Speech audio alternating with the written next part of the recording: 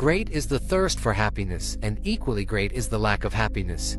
The majority of the poor long for riches, believing that their possession would bring them supreme and lasting happiness. Many who are rich, having gratified every desire and whim, suffer from ennui and repletion, and are farther from the possession of happiness even than the very poor. If we reflect upon this state of things, it will ultimately lead us to a knowledge of the all-important truth that happiness is not derived from mere outward possessions, nor misery from the lack of them. For if this were so, we should find the poor always miserable, and the rich always happy, whereas the reverse is frequently the case. Some of the most wretched people whom I have known were those who were surrounded with riches and luxury, while some of the brightest and happiest people I have met were possessed of only the barest necessities of life. Many men who have accumulated riches have confessed that the selfish gratification which followed the acquisition of riches has robbed life of its sweetness, and that they were never so happy as when they were poor. What then is happiness, and how is it to be secured? Is it a figment, a delusion, and is suffering alone perennial? We shall find, after earnest observation and reflection, that all except those who have entered the way of wisdom believe that happiness is only to be obtained by the gratification of desire. It is this belief, rooted in the soil of ignorance and continually watered by selfish cravings, that is the cause of all the misery in the world. And I do not limit the word desire to the grosser animal cravings. It extends to the higher psychic realm, where far more powerful, subtle and insidious cravings hold in bondage the intellectual and refined, depriving them of all that beauty, harmony and purity of soul whose expression is happiness. Most people will admit that selfishness is the cause of all the unhappiness in the world, but they fall under the soul-destroying delusion that it is somebody else's selfishness and not their own. When you are willing to admit that all your unhappiness is the result of your own selfishness, you will not be far from the gates of paradise. But so long as you are convinced that it is the selfishness of others that is robbing you of joy, so long will you remain a prisoner in your self-created purgatory. Happiness is that inward state of perfect satisfaction which is joy and peace, and from which all desire is eliminated. The satisfaction which results from gratified desire is brief and illusionary, and is always followed by an increased demand for gratification. Desire is as insatiable as the ocean, and clamors louder and louder as its demands are attended to.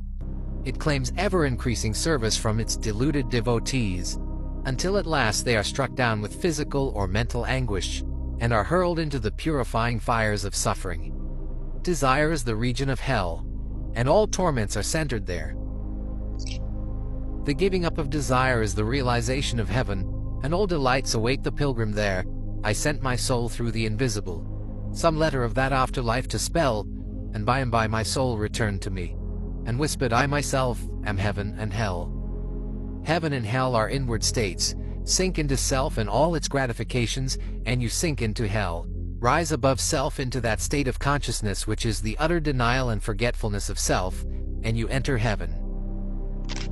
Self is blind without judgment, not possessed of true knowledge, and always leads to suffering. Correct perception, unbiased judgment, and true knowledge belong only to the divine state, and only insofar as you realize this divine consciousness can you know what real happiness is. So long as you persist in selfishly seeking for your own personal happiness, so long will happiness elude you, and you will be sowing the seeds of wretchedness. Insofar as you succeed in losing yourself in the service of others, in that measure will happiness come to you, and you will reap a harvest of bliss. It is in loving, not in being loved, the heart is blessed. It is in giving, not in seeking gifts, we find our quest. Whatever be thy longing or thy need, that do thou give, so shall thy soul be fed, and thou indeed shalt truly live. Cling to self, and you cling to sorrow. Relinquish self, and you enter into peace.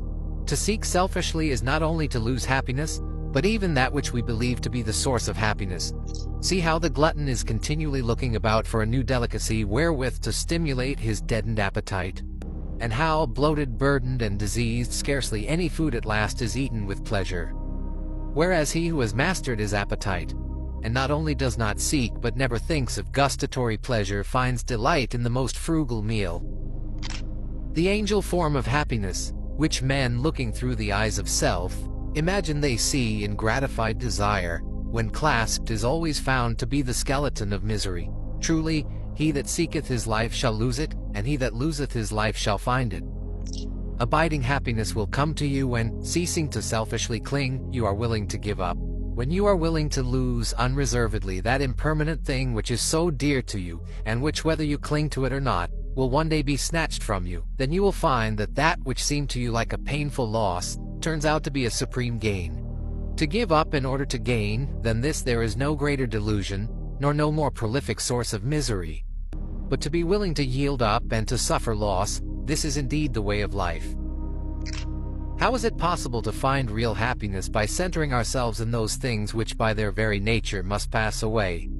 Abiding in real happiness can only be found by centering ourselves in that which is permanent. Rise therefore above the clinging to and the craving for impermanent things, and you will then enter into a consciousness of the eternal, and as rising above self and by growing more and more into the spirit of purity, self-sacrifice and universal love, you become centered in that consciousness, you will realize that happiness which has no reaction, and which can never be taken from you. The heart that has reached utter self-forgetfulness in its love for others has not only become possessed of the highest happiness, but has entered into immortality, for it has realized the divine.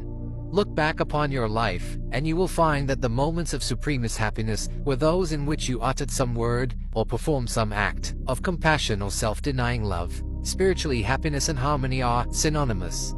Harmony is one phase of the great law whose spiritual expression is love. All selfishness is discord, and to be selfish is to be out of harmony with the divine order.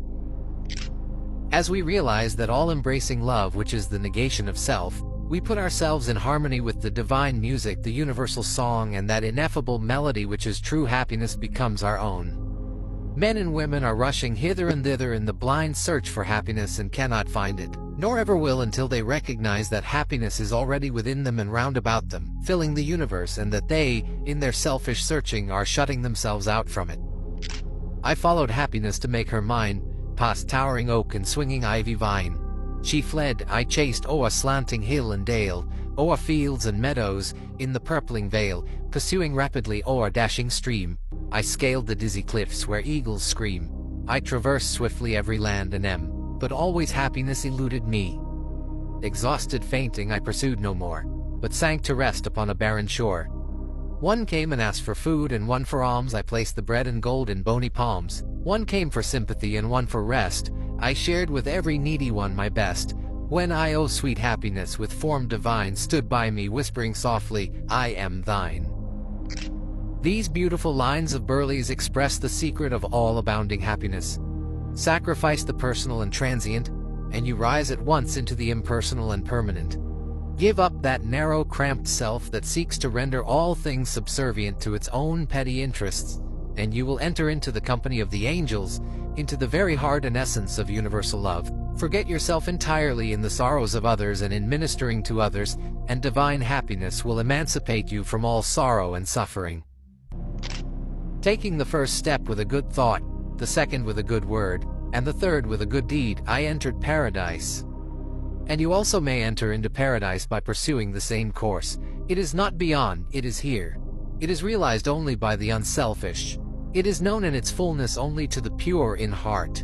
If you have not realized this unbounded happiness, you may begin to actualize it by ever holding before you the lofty ideal of unselfish love, and aspiring towards it. Aspiration or prayer is desire turned upward. It is the soul turning toward its divine source, where alone permanent satisfaction can be found. By aspiration, the destructive forces of desire are transmuted into divine and all-preserving energy. To aspire is to make an effort to shake off the trammels of desire. It is the prodigal made wise by loneliness and suffering returning to his father's mansion. As you rise above the sordid self, as you break one after another the chains that bind you, will you realize the joy of giving, as distinguished from the misery of grasping. Giving of your substance, giving of your intellect, giving of the love and light that is growing within you. You will then understand that it is indeed more blessed to give than to receive. But the giving must be of the heart, without any taint of self, without desire for reward.